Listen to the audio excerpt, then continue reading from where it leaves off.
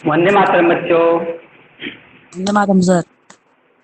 सभी बच्चों का ज्ञानज्योत विद्यालय के इस ऑनलाइन क्लास के सत्र में बहुत बहुत स्वागत है। मैं चंद्रभान सर। आज हमारा सामान्य ज्ञान का पीरियड है। पिछले पीरियड में हमने 2 लेसन पढ़े थे और तीसरे लेसन के बारे में समझा था। तीसरे लेसन के सवाल जवाब हमारे बाकी थे। स्वाध्याय बाकी थे ना तीसरे लेसन के?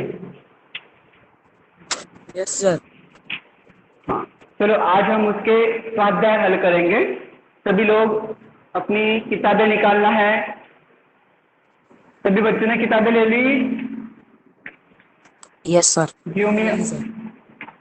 जियोमिया रिस्पॉन्ड सबने यस ले लिया सर। ना किताबें? ऐसा कोई नहीं ना जिसके पास किताब नहीं है?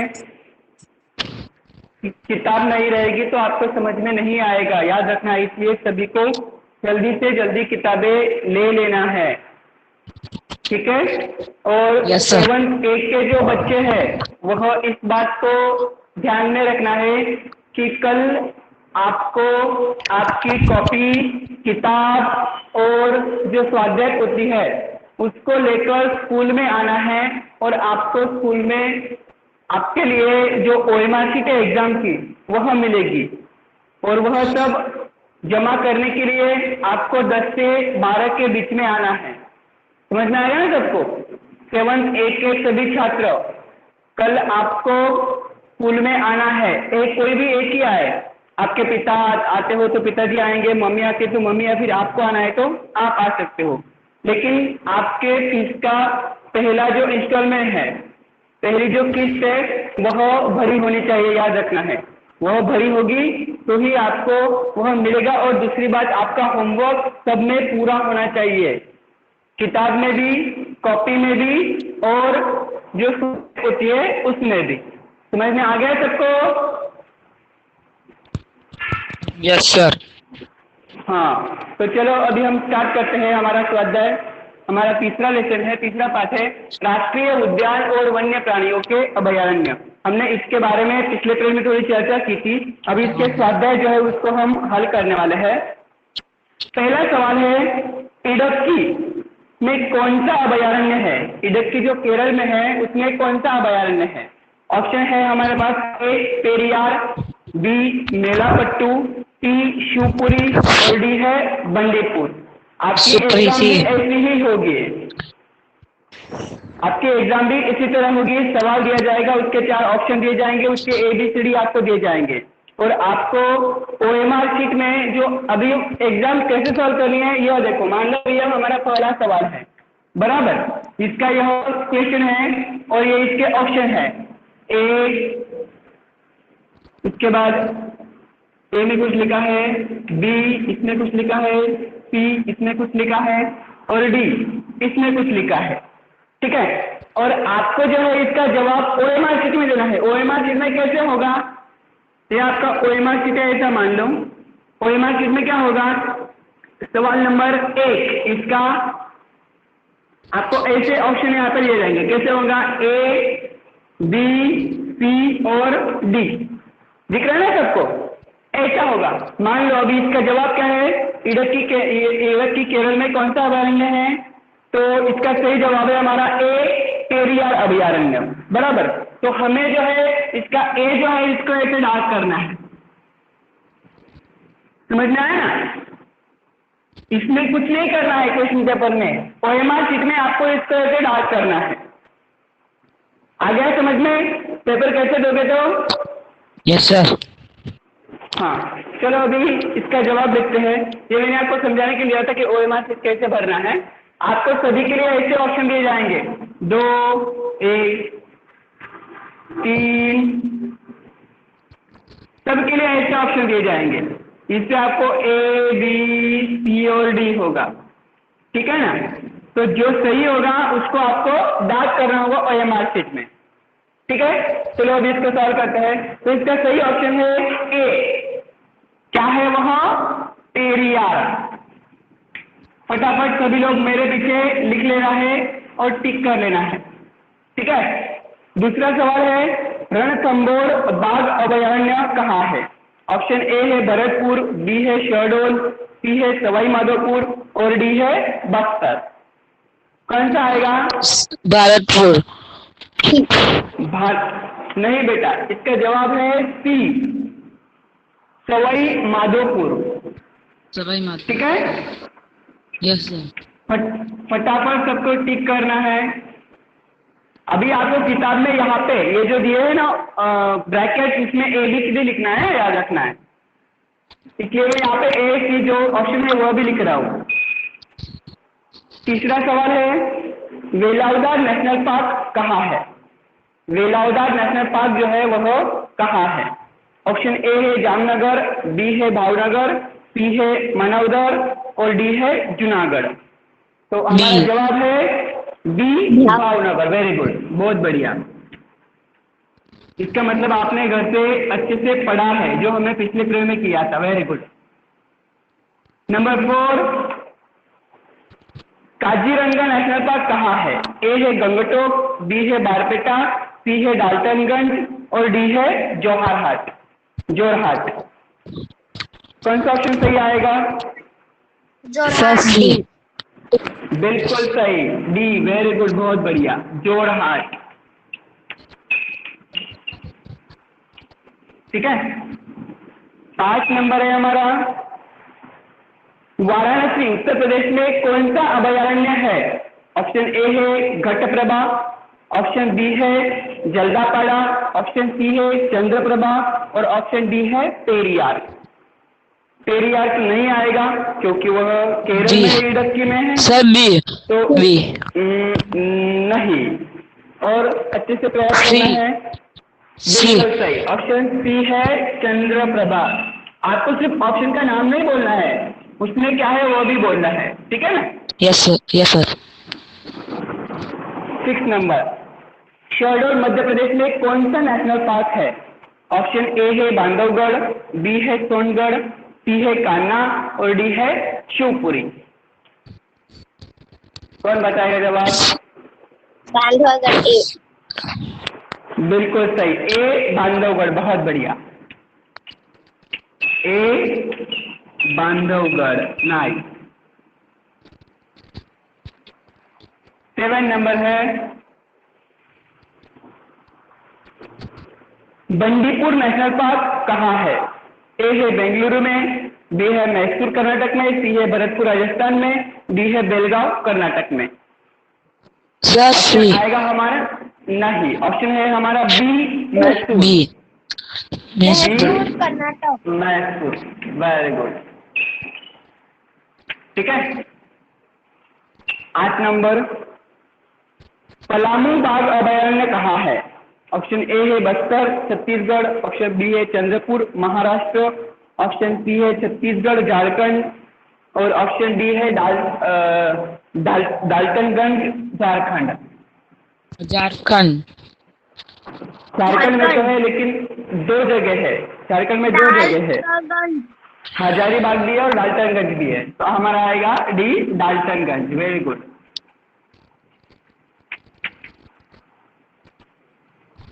ठीक है, 9 नंबर का सवाल है,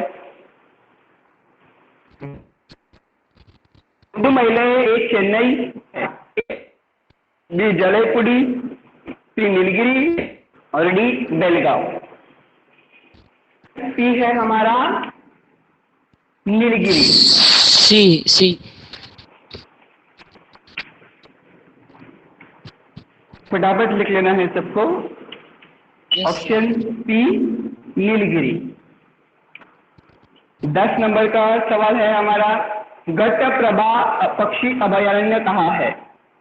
वाराणसी उत्तर प्रदेश, बी बेलगांव कर्नाटक, सी जोरहाट असम और डी बेंगलुरु कर्नाटक।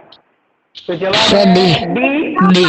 बिल्कुल सही, बेलगांव कर्नाटक। बहुत बढ़िया, बेलगांव कर्नाटक। ओके, ऑप्शन 11 है, चेन्नई तमिलनाडु में कौन सा नेशनल पार्क है? चेन्नई जो तमिलनाडु में स्थित है उसमें कौन सा नेशनल पार्क है? A Navegaon, B Melapatt, C Shivpuri और D Guindy. Navegaon. No sir, सा सी गलत हुआ सी बेटा। आपका सर, डी सही जवाब है D D D Guindy. D. ठीक है, बहुत बढ़िया, कोई बात नहीं, ट्राई कर रहे हो आप, सही है, अच्छी बात है। 12 नंबर, कान्हा नेशनल पार्क कहाँ है? कान्हा नेशनल पार्क जो है वह कहाँ है? ए है मंडला मध्य प्रदेश, बी है चंद्रपुर महाराष्ट्र, सी है नेल्लूरू आंध्र प्रदेश, डी है लखीमपुर खीरी जो है सर, उत्तर सी प्रदेश में।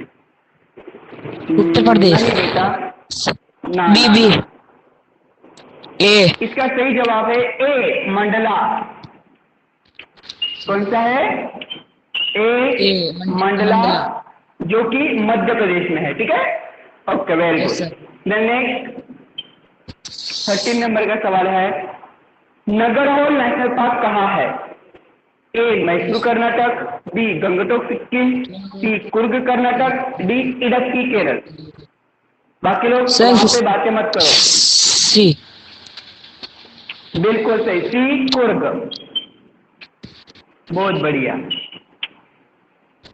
ठीक है, कुर्ग कर्नाटक में है वह। अभी ये उस साइड में दिखेगा एक और लाइन। ठीक है, चलो एक और लाइन दिख जाएगी। 14 नंबर का सवाल है हमारा, सिमलीपाल बाघ अभयारण्य कहाँ है? सिमलीपाल बाघ अभयारण्य, ए नागपुर महाराष्ट्र, बी बारपेटा असम, सी डाल्टनगंज झारखंड और डी मयूरभंज उड़ीसा।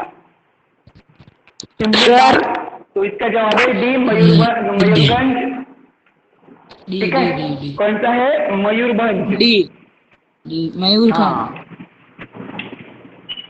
जो कि उड़ीसा में है। 15 नंबर का सवाल है, कोयला देव घाना पक्षी अभयारण्य कहाँ है? ए नेल्लूर आंध्र प्रदेश, बी भरतपुर राजस्थान, सी मैसूर कर्नाटक और डी बेलगांव कर्नाटक।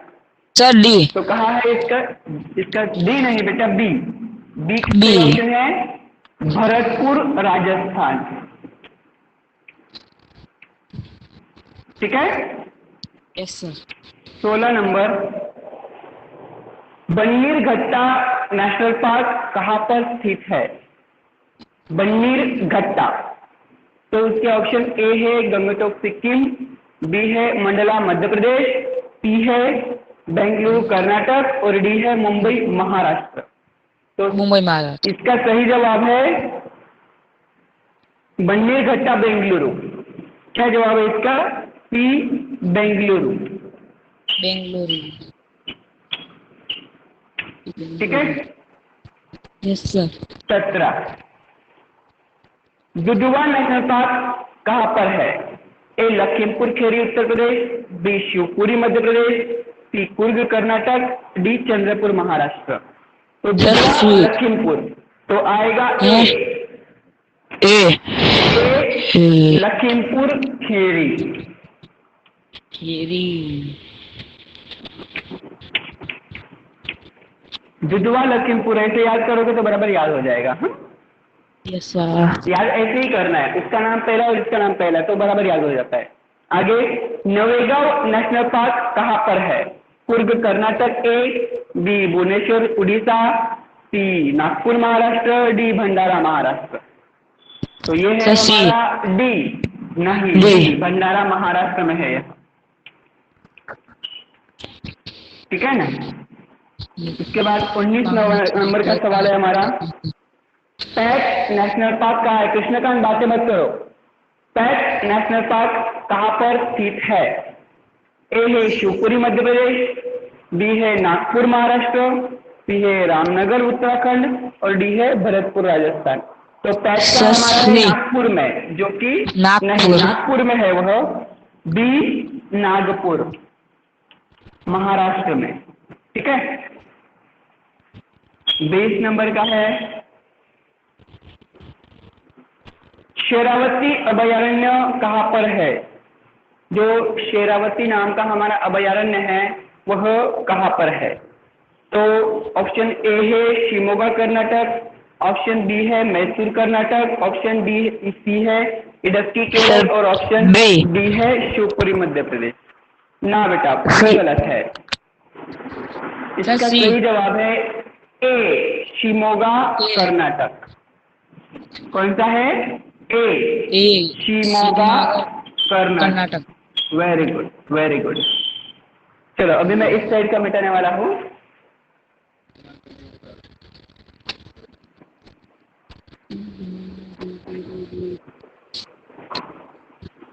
कृष्णकांत बोलने के लिए नहीं कहा है ना? क्या कर रहे हो? आवाज आ रही है तुम्हारे यहाँ से। 21 जूनागढ़ गुजरात में कौन सा अभयारण्य है? ये तो सबको पता ही होगा। हमारा सी ऑप्शन है गिर अभयारण्य, जो कि हमारे जूनागढ़ में है। और ये हमें याद नहीं होना चाहिए। 22 नंबर है, दाचिगाम जम्मू और कश्मीर में कौन सा अभयारण्य है? दाचिगाम अभयारण्य कहाँ पर है जो जम्मू कश्मीर में है? तो ए है जल्दापाड़ा, बी है मुडुमल्लई, सी है साइस्का और डी है दाचिगाम। ना, डी दाचिगाम। ये कौन है? अपना स्पीकर बंद करना है, आवाज आ रही है। और 23 नंबर का है सवाल हमारा, पेरियार अभयारण्य कहाँ पर है? देखो ये उल्टा दिया था हमें, पहले ऊपर पेरियार नीचे पूछा था और ये यही ऊपर पूछा है, मतलब उल्टा उल्टा करके उसको पूछा गया है। पहले इडक्की केरल में कौन सा अभयारण्य है ऐसा पूछा था, तो जवाब था पेरियार। अब इसको उल्टा पूछा है, पेरियार अभयारण्य कहाँ पर है, तो हमें जवाब आएगा इसका इडक्की केरल, जो कि हमारा सी है। पहले सवाल क्या था मैं जवाब, जो हमें उल्टा पूछा था। पहले क्या पूछा था? इडक्की केरल में कौन सा अभयारण्य है, जिसका जवाब हमने लिखा था पेरियार। फिर आपको उल्टा करके सवाल पूछा है पेरियार अभयारण्य कहाँ पर है, तो आपको लिखना है इडक्की केरल। ठीक है, चलो फटाफट पूरा कर ले इसको। जिनके पास किताब नहीं है वो पूरा का पूरा लिखना है, जैसे मैं लिख रहा हूँ। जिनके पास किताब है वो तो ऑप्शन लिखेंगे, लेकिन जिनके पास किताब नहीं है वो लोग सिर्फ ऑप्शन नहीं लिखना है, पूरा का पूरा लिखना है।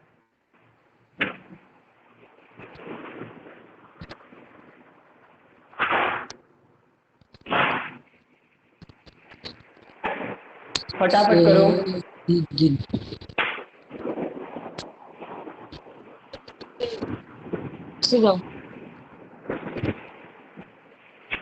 कृष्णकांत तेरी बहुत आवाज आ रही है।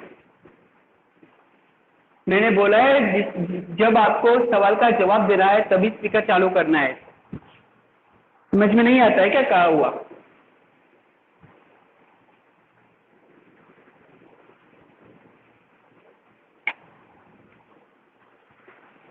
चलो 2 मिनट का समय दे रहा हूँ, फटाफट पूरा करना है। जिनके पास किताब नहीं वो पूरा का पूरा लिखना है, ज़्यादा टाइम नहीं लेना है।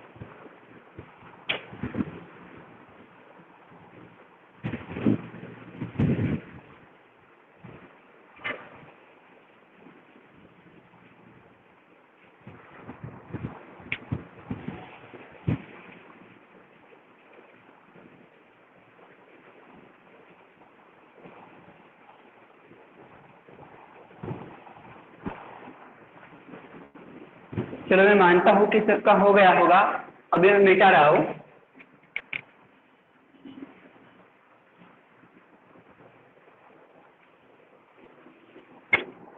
हमारा चौथा लेसन जो है 4 नंबर का पार्ट, वह है महत्वपूर्ण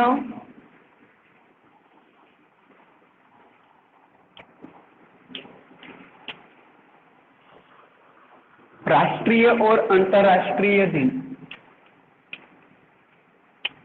राष्ट्रीय और अंतर्राष्ट्रीय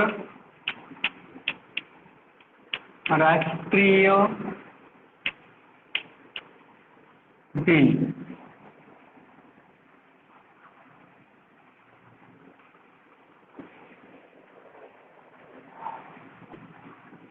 यह हमारा अगला लेसन है। मतलब दिन मतलब ऐसी तारीखें, ऐसे वार, ऐसा समय कि जिसमें कुछ ऐसे डेज होते हैं जिनको हम सेलिब्रेट करते हैं। सिर्फ हमारे देश में ही नहीं बल्कि बाकी सभी देशों में भी उनको सभी जगह सेलिब्रेट किया जाता है, जिनको उत्साह से मनाया जाता है। अब ऐसे कौन से दिन हैं, जैसे कि अगर सिर्फ भारत की बात करें, राष्ट्रीय दिन हमारे लिए कौन से हैं, तो हमारा आज़ादी का स्वतंत्रता दिन राष्ट्रीय दिन के तौर पे मनाया जाता है। उसके बाद हमारा जो प्रजासत्ताक दिन है, प्रजातंत्र जिस वक्त चालू हुआ था, उसको हमारे राष्ट्रीय दिन के तौर पे मनाया जाता है। उसके बाद जो हमारे गांधी जयंती है, इसको राष्ट्रीय दिन के तौर पे मनाया जाता है। तो हमें इस लेसन में यही सीखना है कि ऐसे ये तो हुए हमारे राष्ट्रीय दिन जो हमारे देश में मनाए जाते हैं, और बाकी जो बचे दूसरे जो पूरे विश्व में मनाए जाते हैं। जैसे विश्व में कौन कौन से दिन, विज्ञान दिन मनाया जाता है पूरे विश्व में। उसके बाद जो हमारे अलग अलग प्रकार के कृषि दिन है, किसान दिन है, ऐसे तो सभी जो है इनको पूरे विश्व में भी मनाया जाता है। HIV डे मतलब एड्स डे, तो ये सारे डेज को हमें इसमें समझना है और सीखना है। चलो कौन कौन से अभी ये फटाफट समझ लेते हैं, उसके बाद हम इसके स्वाध्याय हल करेंगे। देखो, सबसे पहला है थल सेना दिवस, जो राष्ट्रीय दिन है उनमें देखते हैं पहले, जो हमारे देश में मनाए जाते हैं। थल सेना दिन, तो 15 जनवरी जो है उसमें हम थल सेना दिन मनाते हैं। उस दिन हमारी जो थल सेना मतलब जमीन पे कार्य करती है, जमीन पर कार्य करती है, तो उस दिन ये लोग अपनी अलग अलग कर्तव्य दिखाते हैं कि मतलब जो हमारा शक्ति प्रदर्शन है उस दिन किया जाता है। उसके बाद है गणतंत्र दिन, ये तो सबको पता ही होगा, यह हम 26 जनवरी को मनाते हैं। उस दिन हमने संविधान को स्वीकारा था, उस दिन से हमारा संविधान लागू हुआ था, स्वीकारा तो हमने 49 में था, लेकिन लागू हमारा 26 जनवरी 1950 में हुआ था। आगे शहीद दिन हम 30 जनवरी को मनाते हैं। जो हमारे योद्धा है, जो आर्मी ऑफिसर है, जो हमारे सिपाही है, जो देश के लिए लड़ते लड़ते शहीद हो जाते हैं, मर जाते हैं, तो उनको याद करने के लिए और उनकी सराहना करने के लिए हम 30 जनवरी यह दिन शहीद दिन के तौर पे मनाते हैं। उसके बाद इसी दिन को हम महात्मा गांधी जी की पुण्यतिथि के दिन के रूप में भी मनाते हैं, क्योंकि महात्मा गांधी जी की जो डेथ थी, उनका जो देहांत था वो भी इसी दिन हुआ था। राष्ट्रीय विज्ञान दिन हम 28 फरवरी को मनाते हैं। उसके बाद राष्ट्रीय सुरक्षा दिन हम 4 मार्च को मनाते हैं। राष्ट्रीय सुरक्षा दिन के समय हम क्या करते हैं कि उस दिन जलियांवाला बाग जो है वहां पर बहुत सारे जो हमारे मतलब सुरक्षा के जो भी कुछ तैनात किए गए सारे हमारे शस्त्रास्त्र है, उनके बारे में थोड़ी बहुत जानकारी दी जाती है तथा उनका शक्ति प्रदर्शन किया जाता है कि हमारे पास ऐसे ऐसे हथियार हैं और हम ऐसे ऐसे कार्य इससे कर सकते हैं। यह यहाँ पे दर्शाया जाता है ताकि बाकी देशों को हमारी शक्ति के बारे में पता हो। ठीक है, आगे है हत्याकांड दिन। हत्याकांड दिन हुआ था जलियांवाला बाग में 13 अप्रैल को। ठीक है, इसके लिए इसको माना जाता है हत्याकांड दिन। फिर गुजरात राज्य स्थापना दिवस, मतलब हमारे राज्य जो गुजरात राज्य उसकी स्थापना को ही 1 मई, तो इसलिए उसको 1 मई को ही गुजरात राज्य स्थापना दिन मनाई हुई थी। अगला है राष्ट्रीय टेक्नोलॉजी दिन। वसंत रजब दिन 1 जुलाई को मनाते हैं। स्वतंत्रता दिन सबको पता होगा, 15 अगस्त को मनाते हैं कि उस दिन हमें अंग्रेजों से आज़ादी मिली थी। राष्ट्रीय खेल दिन 29 अगस्त को मनाते हैं और उस खेल दिन के तौर पर जब खेल दिन 29 अगस्त जब आता है तो बहुत से अलग अलग प्रकार के खेलों का आयोजन किया जाता है और उसमें जो खिलाड़ी है उनको प्रोत्साहित करने के लिए कुछ अवार्ड, कुछ बख्शिश, कुछ ट्रॉफियां दी जाती है। उसके बाद है हमारा शिक्षक दिन जो 5 सितंबर को मनाया जाता है, जो कि राधा कृष्णन जो है हमारे डॉक्टर राधा कृष्णन उनका जन्मदिन भी है। तो इस दिन हमारा शिक्षक दिन मनाया जाता है। इसमें जो कुछ ऐसे विख्यात शिक्षक होते हैं उनको कुछ अवार्ड भी जाते हैं और शिक्षकों के बारे में जो बच्चे हमारे स्कूल में भी उसको मनाया जाता है। तो शिक्षकों के बारे में शिक्षकों के लिए कुछ अच्छे शब्द, कुछ उनके लिए व्याख्यान वगैरह का आयोजन किया जाता है। साथ में हमारे शिक्षक जो पूरे साल तक हमें पढ़ाते हैं उनके प्रति हमारा भी कुछ कर्तव्य बनता है। वो हमारे लिए इतना कुछ करते हैं तो हम भी उनके लिए कुछ करें, उनकी रिस्पेक्ट करें, उनको सभी ओर से जो भी उनको अच्छा लगे ऐसा कार्य करने का प्रयास करें। और उस दिन कोई टीचर पढ़ाता नहीं है हमारे स्कूल में, सभी बच्चे ही टीचर बनते हैं और वह पढ़ाने का कार्य करते हैं और टीचर जो है सिर्फ ऑब्जर्विंग करते हैं। ऐसा हमारे स्कूल में भी चलता है। तो हम कब करते हैं? वह 5 सितंबर को, जो कि डॉक्टर राधा कृष्णन जी की जयंती है। फिर हिंदी दिन 14 सितंबर को मनाया जाता है। गांधी जयंती मैंने बताया आपको, हम 2 अक्टूबर को मनाते हैं। वायुसेना दिन 8 अक्टूबर को मनाते हैं और राष्ट्रीय एकता दिन 31 अक्टूबर को मनाया जाता है। वो इसलिए मनाया जाता है क्योंकि उस दिन इंदिरा गांधी जी की पुण्यतिथि है, उनका उस दिन स्वर्गवास हुआ था। इंदिरा गांधी जी जो थी उनका उस दिन देहांत हो गया था, उस वजह से उस दिन राष्ट्रीय जो हमारा एकता दिन है उसको मनाया जाता है। क्योंकि इंदिरा गांधी एक ऐसी पंत प्रधान थी कि जो सिर्फ ना ही गरीबों को ना ही अमीरों को, हमारे देश के सभी लोगों को वह बहुत अच्छी लगती थी क्योंकि उन्होंने कार्य ऐसे किए थे। आगे उसके बाद है हमारा बाल दिन जो 14 नवंबर को मनाया जाता है।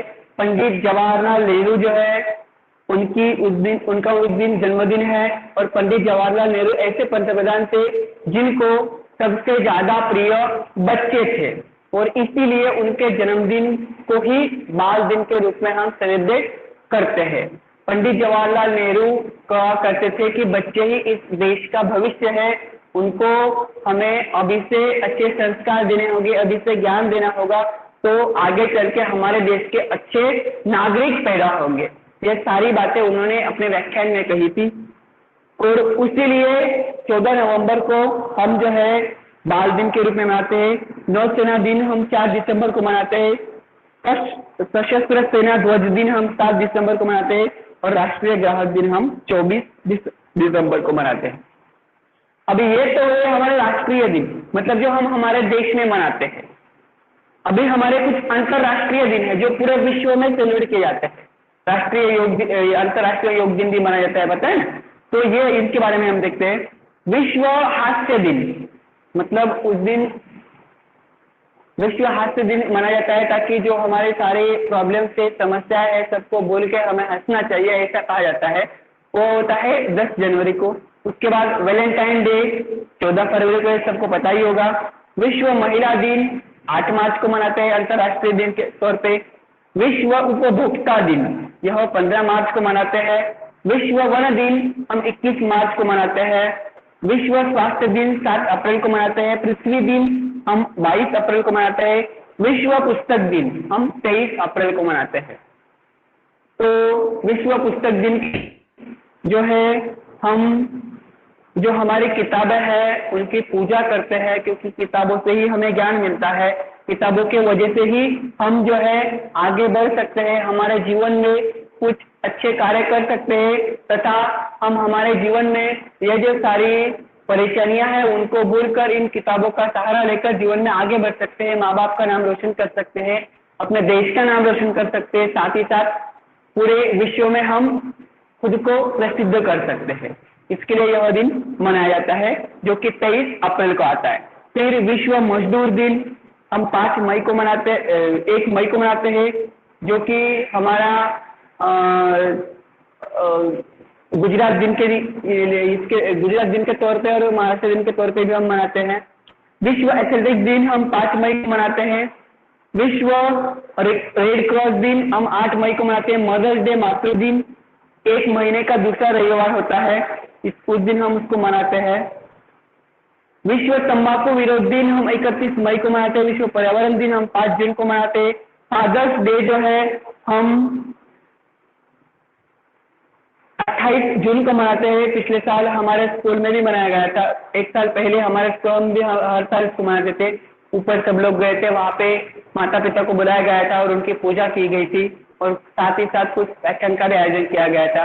मतलब ये विश्व मातृ पितृ दिन के रूप में इसको मनाया जाता है। उसके बाद है विश्व जनसंख्या दिन। फादर्स डे के बाद हम मनाते हैं 11 जुलाई को विश्व जनसंख्या दिन। उसके बाद पेरेंट्स डे मतलब पालक दिन, ना कि माता पिता जिनके साथ हम रहते हैं, जो हमारा पालन पोषण कर रहे हैं, उदर भरण कर रहे हैं, उनके लिए उनके जो हम पे एहसान है उनको रिस्पेक्ट देने के लिए इस दिन का आयोजन वो होता है 25 जुलाई को। उसके बाद फ्रेंडशिप डे मित्रता दिन हम मनाते हैं, जो हमारा फरवरी में ही आता है वैलेंटाइन डे से पहले। हिरोशिमा दिन और ये अगस्त महीने का जो प्रथम रविवार होता है, जब हम जो हमारे वैलेंटाइन डेज वगैरह होते हैं फरवरी महीने में, उसके बाद हम जो है इस फरवरी महीने में तो वैसे पूरे 7 दिन हम सेलिब्रेट करते हैं, लेकिन ओरिजिनल पूरा अंतर्राष्ट्रीय अगर सोचे इसके बारे में सोचे तो वो अगस्त महीने के प्रथम रविवार को आता है। सॉरी, मैंने फरवरी में कहा, फरवरी में सिर्फ हमारा राष्ट्रीय दिन के तौर पे हम उसको मनाते हैं। तो बहुत सारे दिन है फरवरी महीने में, 7 दिन है पूरे, चॉकलेट डे वगैरह ऐसा बहुत है उसमें, लेकिन वो ज्यादा मायने नहीं रखते हैं। अगला है हिरोशिमा दिन 6 अगस्त को। विश्व साक्षरता दिन 8 दिसंबर को मनाते हैं। विश्व प्रवासन दिन हम 27 सितंबर को मनाते हैं। विश्व शाकाहार दिन हम 6 अक्टूबर को मनाते हैं। विश्व अन्न दिन 16 अक्टूबर को। विश्व एड्स दिन हम 1 दिसंबर को मनाते हैं और विश्व मानव अधिकार दिन हम 10 दिसंबर को मनाते हैं। तो ऐसे जो राष्ट्रीय और अंतर्राष्ट्रीय दिन है उनको हम सेलिब्रेट करते हैं और इनके जरिए हम जो है पूरे विश्व में और हमारे राष्ट्र में इन दिनों के माध्यम से एकता प्रस्थापित करने का प्रयास करते हैं और जो दिन है उसके हिसाब से उन लोगों को महत्व देने का और उनके लिए कुछ करने का हमारा जो कर्तव्य है, उसका दायित्व है, उसको निभाने की कोशिश करते हैं। तो ये सबको समझ में आ ही गया होगा। अब हम इसके स्वाध्याय हल करेंगे। अभी यह स्वाध्याय जो है हमें इसी में से आने वाले हैं। अभी आपको पढ़ने के लिए मैंने टाइम नहीं दिया है, तो जितने हो गए 4-5, हमारे वैसे भी टाइम कम बाकी, जितने हो गए 4-5 फिर आप घर से पढ़ के आना, फिर अगले पेड़ में हम उसको पूरा करेंगे। चलो, पहला सवाल है शहीद दिन हम कब मनाते हैं या फिर शहीद दिन कब मनाया जाता है। ऑप्शन ए है 5 सितंबर को, ऑप्शन बी है 1 अक्टूबर को, ऑप्शन सी है 30 जनवरी को और ऑप्शन डी है 14 नवंबर। बिल्कुल सही, ऑप्शन सी है हमारा 30 जनवरी। मुबारक आदमी नाम ज्यादा होशियारी मत मार।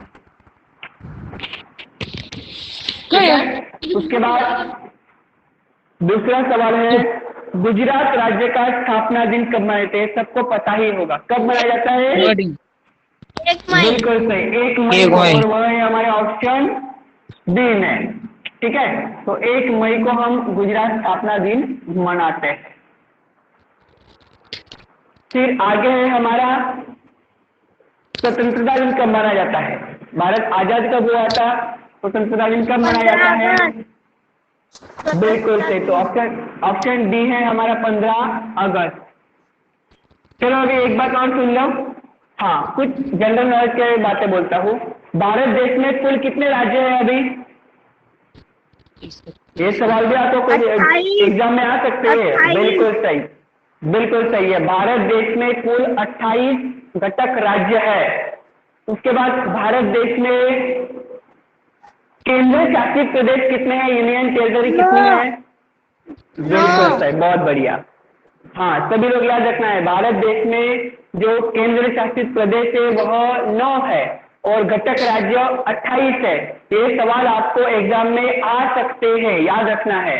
जो मैंने पहले जब शुरुआत में लेक्चर लिया था उसमें मैंने ये बताया था और लिखवाया भी था बाकी लोगों को, जो उस वक्त ज्वाइन नहीं थे उनके लिए बोल रहा हूँ कि ये सवाल भी आपको आ सकते हैं। नहीं तो बाद में नहीं कहना कि सर ये तो हमारी किताब में नहीं था। ये कुछ जनरल बातें हैं जो हमें पता होनी चाहिए। चलो ठीक है, अभी आपको आज का होमवर्क रहेगा। ये जो अंतर्राष्ट्रीय और राष्ट्रीय दिन है इनको कॉपी में लिखना है और मुझे उसकी फोटो निकालकर PDF बनाकर ज्ञानज्योत विद्यालय में भेजना है। बहुत से लोग होमवर्क नहीं भेज रहे हैं। आपके ओरल के मार्क्स जो है वो इसी के आधार पर दिए जाएंगे, याद रखना है। सबको जल्दी से होमवर्क भेजना शुरू करना है। मैं बार बार कहता हूँ, आप लोग होमवर्क नहीं भेज रहे हो। आपकी प्रेजेंसी होमवर्क के आधार पर ही लगेगी और बाद में जो ओरल के मार्क्स मिलने वाले हैं, जो आपको अनौपचारिक मार्क्स मिलने वाले हैं, वो भी इसी के आधार पर मिलेंगे, याद रखना है। इसलिए सबको होमवर्क भेजना जरूरी है, ठीक है। इन दोनों की मैं फोटो राष्ट्रीय दिन तो सबको पता ही होगा, अंतर्राष्ट्रीय दिन लिख कर भेजना है, ठीक है। अंतर्राष्ट्रीय दिन की मैं आपको होमवर्क के रूप में दे दूंगा। ज्ञानज्योत विद्यालय में चेक करना, उसको देख देख कर लिखना है। जिनके पास किताब नहीं, जिनके पास किताब है वो तो किताब में देख कर लिखी सकते हैं, जिनके पास किताब नहीं है वो वहां से देखकर उसको लिख सकते हैं और याद कर सकते हैं, ठीक है। सभी लोगों को वंदे मातरम।